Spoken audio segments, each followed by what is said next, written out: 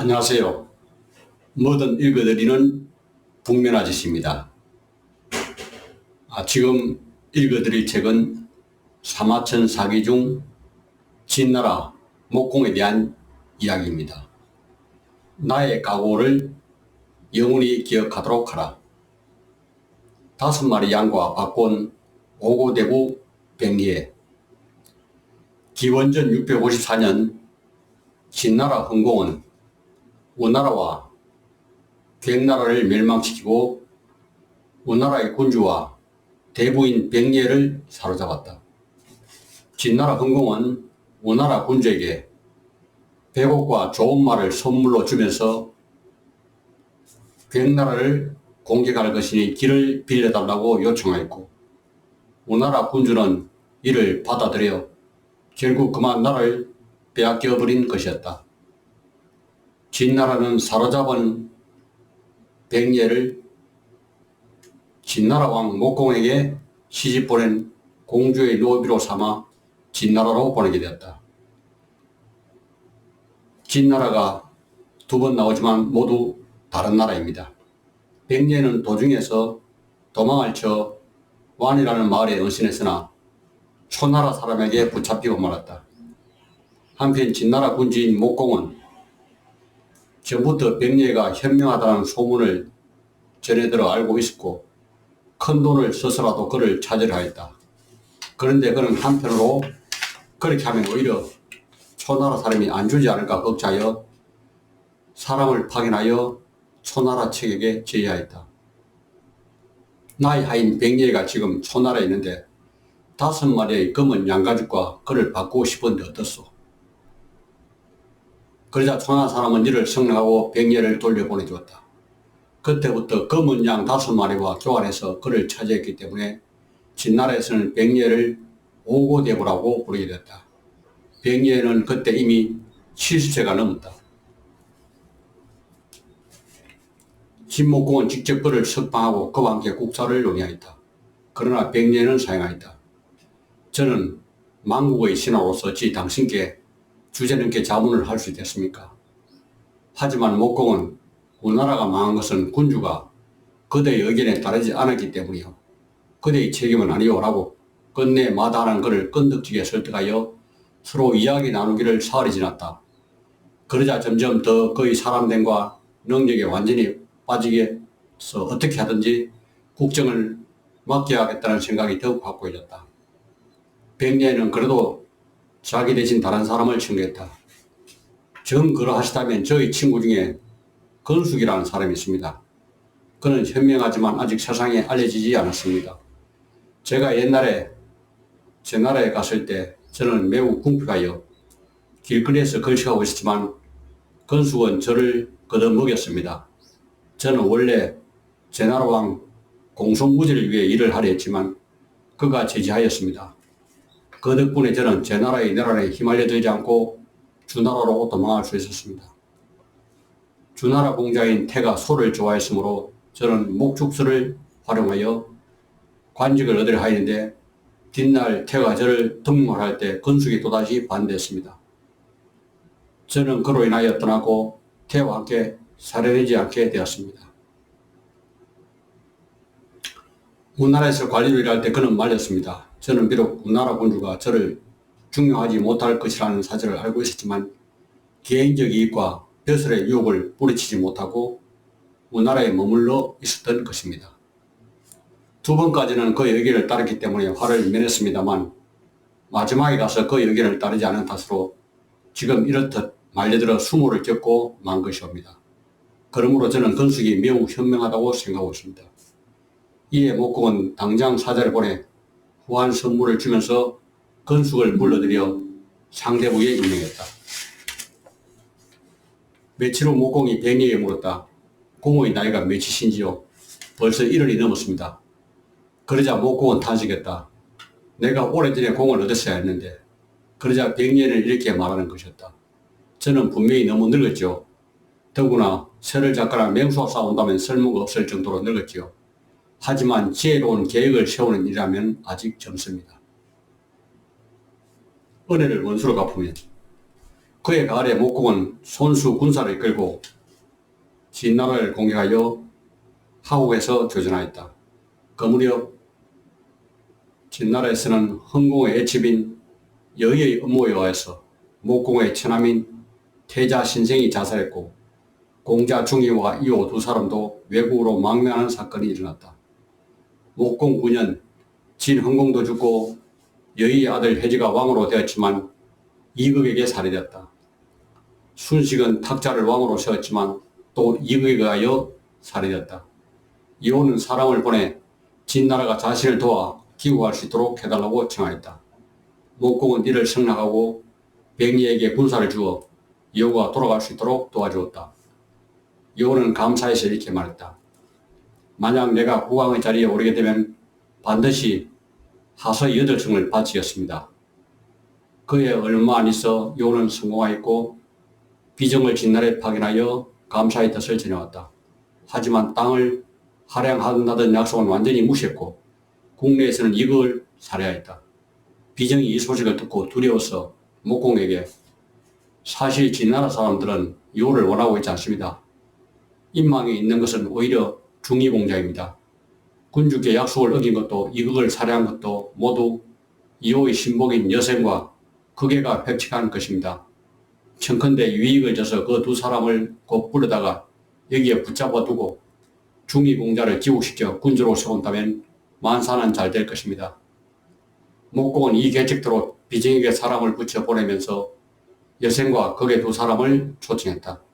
그러나 두 사람은 비정에게 무언가 업무가 있다고 의심하고 이호에게 비정을 죽이라고 했다. 비정의 아들 비표는 진나라로 피신하여 목공에게 호소했다. 이호는 무법자이며 백성들은 모두 그를 좋아하지 않습니다. 지금 당장 격파할 수 있습니다. 그러나 목공은 받아들이려 하지 않았다. 백성들에게 신뢰를 받지 못하고 있는 군주라면 어떻게 마음대로 대신을 죽일 수 있겠는가? 대신을 죽일 수 있다는 것은 백성들과 조화가 이루어지고 있다는 표시 아닌가? 목공은 이렇게 말하기는 했지만 원래 비표를 중요하였다. 목공 12년 진나라에서는 가뭄이 들어서 곡식을 수확하지 못하고 진나라의 양식을 도와달라고 청해왔다. 그러자 비표가 공식에게 목공에게 말했다. 도와줘서는 안 됩니다. 오히려 이 기회를 틈타서 쳐부숴야 할 거라고 봅니다. 목공이 공손자의 의견을 물었더니 공손자는 기근과 풍작이라는 번갈아 돌아오는 일이니 지금 여유가 있는 우리가 곡식을 보내주는 것이 좋겠습니다. 라고 대답하였다. 목공은 또 백리에게 물었다. 백리에는 이호는 은혜를 원수로 갚은 자입니다. 그러나 백성들에겐 죄가 없습니다. 라고 자기 의견을 말하였다. 결국 목공은 백리에와 공손제의 의견에 따라 식량을 제공하였다. 그날부터 진나라 도읍인 옹으로부터 진나라 도읍 강에 이르기까지 곡식을 운반한다고 강에는 배들이 육지에는 수레들이 끊임없이 움직였다. 목공 14년 이번엔 거꾸로 진나라의 기근이 심해서 이호에게 식량을 요청하게 되었다. 이 문제를 어떻게 할 것인가에 대해 이호가 신하들과 논의하고 있었는데 어떤 신하가 이렇게 말하고 나섰다. 진나라가 기근에 시달리는 지금을 틈타 그를 공격하면 반드시 승리를 할 것입니다. 이호는 그 의견에 따라 이듬해인 목공 15년에 군사를 일으켜 진나라로 쳐들어갔다. 목공은 곧바로 이에 맞서 비표를 장군으로 삼고 자신이 직접 군사를 이끌고 출정하였다. 9월 입술일에 환원 땅에서 목공은 이호와 전쟁을 벌이겠다. 이호는 본대에서 떨어져 진나라와 교전하는데 회군하던 중 진흙수렁에 깊이 빠져 되어 말이 빨리 뛸 수 없게 되었다. 진나라 목공은 부대를 이끌고 그를 추격하는데 이호를 살아보지 못하고 뜻밖에도 오히려 이호의 군대에 거꾸로 포위대를 당하였다. 이로 인하여 목공 자신도 상처를 입게 됐다. 이때 목공을 구원하기 위해 용감하게 포위망을 뚫고 달려왔던 용사들이 있었다. 그 덕분에 목공은 위기를 면했을 뿐 아니라 오히려 대대적으로 반격을 가하여 이호를 생포했다. 이 전투가 있기 수년 전에 목공의 명마가 도망친 일이 있었다. 그런데 그때 기상기색에 살던 건달 패거리 300여 명이 그 말을 잡아먹고 있었다. 명마를 수색하고 있던 관리가 그 사실을 알아내고는 그들을 처벌하려고 했다. 그러나 목공은 군자는 짐승을 죽였다고 하여 사람들을 해치지 않는다. 그보다는 명마를 먹으면서 술을 마시지 않으면 몸에 해롭다고 알고 있다라고 말하고는 오히려 그들에게 좋은 술을 하사했다. 바로 이 300여 명의 사나이들이 목공이 위험에 빠졌다는 소식을 듣고 용감하게 포위망을 뚫고 달려온 용사들이었다. 그들은 목공이 궁지에 빠진 것을 보자 죽음을 무릅쓰고 돌진하여 자기들이 목공의 명마를 잡아먹었을 때 그 은혜에 보답한 것이었다. 결국 목공은 전쟁에서 이겨 여호를 선포하고 자랑스럽게 계산한 후 백성들에게 선포했다. 며칠 뒤에 여호를 제물로 바쳐 상객께 제사를 올릴 것이다. 주나라 천자가 그 소식을 듣자 진나라의 건국을 따진다면 우리 주나라와 한 빗줄이요 라면서 이호의 목숨을 살려달라고 요청했다. 또한 목공의 부인은 바로 이호의 누나이기 때문에 그제 또한 검은 수건을 들고 마이를 걸치고 발을 드러낸 채 목공에 말했다. 나의 형제를 내가 구해내지 못하고 또한 그를 구해낸다면 당신의 명령을 깨는 것이 되니 라면서 탄식했다. 그러자 목공 역시 탄식에 맞지 않았다. 나는 여호를 포로로 삼은 것을 큰 공으로 생각했는데 천자께서는 청을 하시고 부인은 이로 인해 걱정하고 있구나. 결국 목공은 여호를 풀어주기로 했다. 그러면서 진나라와 맹약을 하고 여호를 귀국시키기로 했으며 또 그를 가장 좋은 축소에 귀국하게 하면서 제후의라고 대접하였다. 그해 11월에는 여호를 자기 나라로 귀국시켜 다시 왕의 자리에 앉게 하였다. 그래서 여호는 타스 땅을 목공에 바치고 태자 을을 인질로 보냈다. 목공은 자기 집안의 한 공주를 태자에게 시집 보냈다. 이 무렵 진나라의 세력은 크게 강성해져 동쪽으로 황하까지 확장하였다. 두 진나라의 경쟁. 목공 22년 인질로 와 있던 태자에게 그의 아버지 여호가 병상에 누워있다는 소식이 들려왔다. 그러자 태자 은은 목공은 내 아버님이 돌아가시더라도 나를 고국에 보내줄 리 없다. 내게는 형제가 많다. 진나라 나를 중시하지 않을 테이고 그렇게 되면 진나라는 다른 사람의 것이 되고 말 것이다 라고 생각하여 자기 나라로 도망쳐 돌아갔다.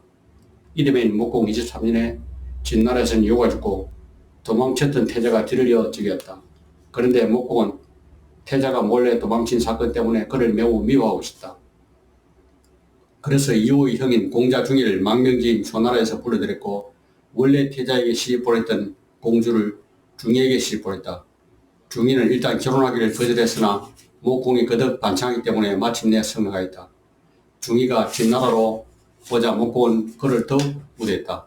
이듬해 봄에는 진나라 중신들에게 몰래 사절을 보내 중이를 맞이하여 군주로 세울 것을 요청했다.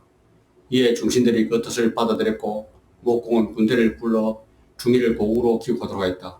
그의 이후에 중이는 드디어 군주의 자리에 오르게 되니 그가 바로 진문공이다. 문공은 사람을 보내 을을 죽였다. 한편 그의 가을 주날에서는 양왕의 아우인 대가 반란을 일으켰다. 그 때문에 양왕은 피신해서 망명했다. 그리고는 이듬해에 진과 진 두 나라의 사자를 파견하여 구원을 요청했다. 이에 목공은 손수 군사를 이끌고 문공과 협력하여 양왕을 입국시키고 양왕의 아우 대를 죽였다. 목공 28년 문공은 상복에서 초나라를 격파시키고 드디어 천하의 패자가 됐다. 2년 뒤에는 목공과 문공이 협력해서 정나라를 포위했다. 그러자 정나라는 몰래 사자를 목공에 보냈다. 우리 정나라에 치면 덕을 보는 것은 진나라의 문공이며 기국에는 아무런 이익도 없습니다.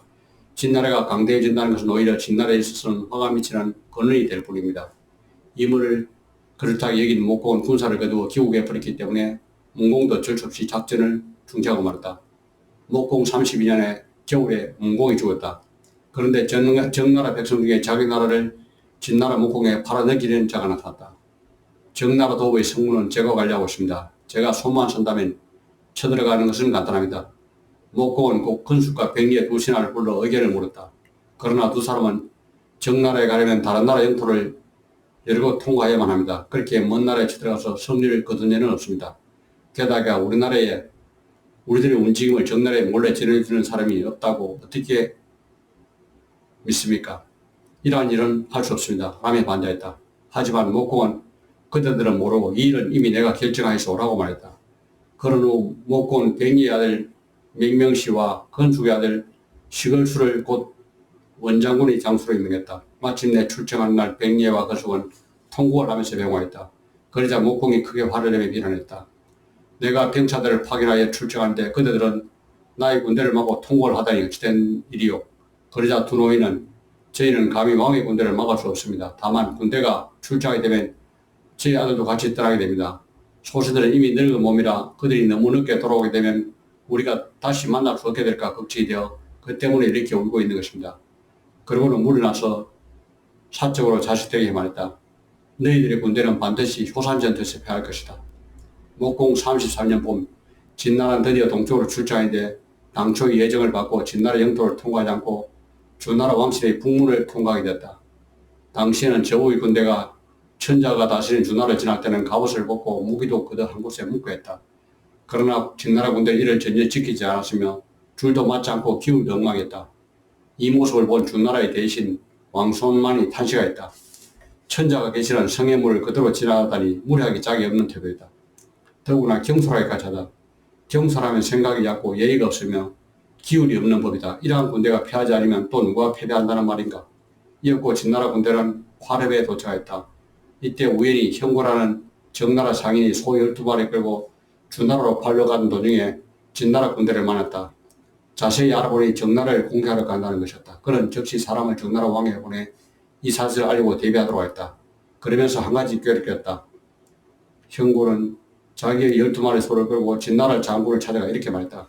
대국 진나라가 정나라를 정발하러 온다는 말을 듣고 정나라 군주는 조심스럽게 방비를 갖추고 있습니다.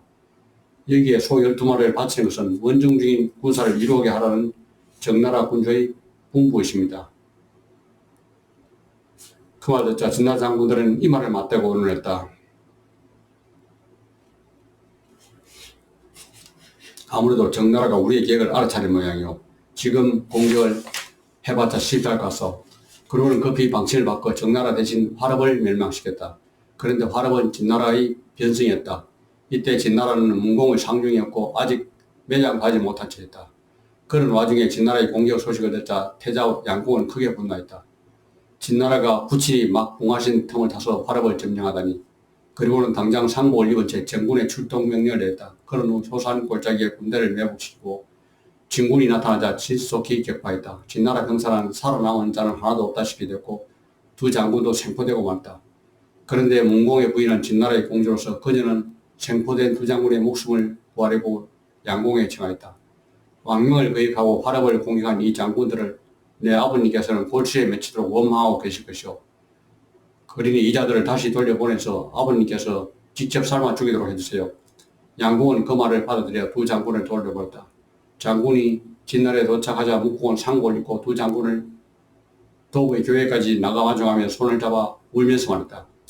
내가 백예와 건수의 의견에 따르지 않았기 때문에 자손이 그대들에게 수치를 끼치게 하였으니 그대들이 무슨 죄가 있겠는가. 그대들은 마음을 다잡고 이번에 지옥을 새로가기에 준비하도록 하라. 절대 게으르지 말라. 그러면서 두 장군의 본래 관직을 회복시키고 전보다도 더 후한 대접을 해주었다. 그 후에도 묵공은 또다시 맹명시 등 두 사람을 장군에 임명하고 진나라를 공격했으나 행위에서 또다시 패배한 채 철수해야만 했다. 유혹과 이간. 어느 날 용나라 왕이 유여라는 사자를 보내었다. 본래 유여의 선조는 진나라에서 망명한 자였으므로 유여는 중국어를 충분히 알아들을 수 있었다. 목공이 현명하다는 소식을 전해들은 용왕은 유여를 진나라에 보내 진나라의 국정을 시찰하도록 한 것이다. 목공은 의기양양해서 자기의 힘을 과시하려고 궁중에 모아두는 검은 보화를 꺼내보였다. 그러자 유여는 이렇게 말했다. 귀신이 이런 것을 만들었다고 하면 틀림없이 귀신도 지쳤을 것입니다. 만약 백성들이 만들었다면 백성들은 반드시 고통을 겪었을 것입니다. 목공은 매우 놀라면서 또 물었다. 우리 중원의 모든 나라는 시서, 예약, 법도에 따라서 나라를 다스리고 있어. 하지만 그런데도 소란이 그치지 않소. 그런데 기국에는 이렇다 통치 기준이 없는 것 같은데 무엇을 기준으로 삼아 나라를 다스리고 있어. 그러한 기준이 없으면 틀림없이 어려움을 겪을 터인데 말이오. 유연은 웃으면서 대답했다. 이것이야말로 중원에 항상 변란이 일어나는 원인입니다. 물론 예약이나 법도의 제정은 고대 숭황에선 황제가 예약 제도를 제정하여 스스로 솔선수 법도를 따랐었고 그래서 겨우 조그만 다스림의 정도를 해낼 수 있었던 것입니다. 그러나 후대에 이르러 왕들은 날로 교만하고 엄나게만 빠졌습니다. 이 말을 들은 목공은 내전으로 들어가 신하 왕료를 불러상했다. 이웃 나라의 성인이 있게 되면 그 적대국의 우환이라고 들었는데 지금 유왕은 유여와 같은 현명한 인물이 있으니 우리의 우환이요. 어떻게 해야 되겠소? 그러자 왕료는 용왕은 벽제 살고 있으면 아직 중원이 음악에 대해서 보지 못했습니다. 그러니 우선 미녀 가부단을 보내 유혹하면서 그의 마음을 바꿔보도록 하시죠. 한편으로는 유여의 기국을 명시고 용왕과의 사이를 벌어지게 하는 것입니다. 그렇게 되면 용왕은 유여에 대해서 크게 의혹을 품을 것이 틀림없습니다. 군신 간의 간극이 생기면 우리에게 비로소 기회가 생깁니다. 더구나 용왕은 음악을 좋아하기 때문에 그는 반드시 장사를 태만히 할 것입니다. 목공은 과연 묘하니요? 라고 하였다. 그 후 목공은 유에게 큰 잔치를 베풀어 줬다. 그리고 유네스께서 함께 나란히 자리를 앉는 등 융성한 대우를 했다. 목공은 그러한 용왕의 사정을 알게 된 후에야 비로소 유해를 귀국시켰다. 유해가 돌아가서 보니 왕은 매일같이 가무단만 들고 있었다. 폐하 그만 가무단을 돌려보내십시오. 유해가 거듭 간증했지만 용왕은 귀를 기울이지 않았다. 목공은 비밀리에 여러 차례 사람을 보내어 유해를 진나라에 항복하라고 설득했다. 마침내 유해는 융을 떠나 진나라로 돌아왔다. 목공은 그를 빈격으로 대하면서 융족을 징벌할 계획을 세웠다. 나의 각오를 영원히 기억하도록 하라. 목공이 즉위한 지 36년, 목공은 맹명시 등을 더욱 후대하고 군대를 일으켜 또다시 신나를 공략했다. 진군은 황하를 건너간 이 타고 갔던 배들을 모두 불살라버리면서 필성의 결심을 나타냈다. 마침내 진나라를 대파하자 궁궐과 도읍을 점령하여 이전의 효산고지에서 패전한 지옥을 갚았다. 그런 연후에 목공은 황하를 건너 그동안 효산고지에서 나를 위해 몸을 바친 자병들의 제사를 지낸 후 매장했다. 이와 동시에 전국의 그들을 위하여 모두 사흘 동안 애도하도록 한 뒤에 병사들에게 다음과 같이 말했다. 그들들 병사들이여, 나의 명세를 조용히 들으라. 우리 조상들은 매사에서 노인들의 말씀을 항상 충실하게 따랐었다. 그래야 커다란 착오가 없었던 것이다. 그러나 나는 당초에 건숙과 갱리의 충언을 듣지 않았기 때문에 수많은 충성스러운 병사를 죽음에 이르게 했도다. 나는 그리하여 오늘의 고백 선서를 하노니 후세 사람들에게 나의 과실을 영원히 기억하도록 하라. 이 군사들은 이 말을 전해듣고 눈물을 흘리지 않는 사람이 없었다. 목공이 중원에 진출하지 못한 이유. 목공은 제위 39년 만에 사망하여 옹땅에 매장되었다. 목공을 따라 순장한 사람이 177명에 이르렀다. 군자들이 말했다. 진 목공은 영토를 넓혀서 나라를 풍하게 했다. 동쪽으로 강한 진나라를 굴복시키고 서쪽으로는 융족을 장악했다. 그러나 그가 여러 제후들의 명주가 될 수 없었던 것은 당연한 일이기도 하다. 왜냐하면 죽은 후에 백성들을 버리고 어진 신화를 순장시켰기 때문이다. 고대의 선왕은 죽은 후에도 좋은 도덕과 법도를 남겼지만 목공은 오히려 백성들이 동정하는 착한 사람과 어진 신화를 빼앗아갔으니 진나라가 더 이상 동쪽으로 발전할 수 없었던 이유를 이로써 알겠구나. 이것으로 목공에 대한 제 읽기를 마치겠습니다.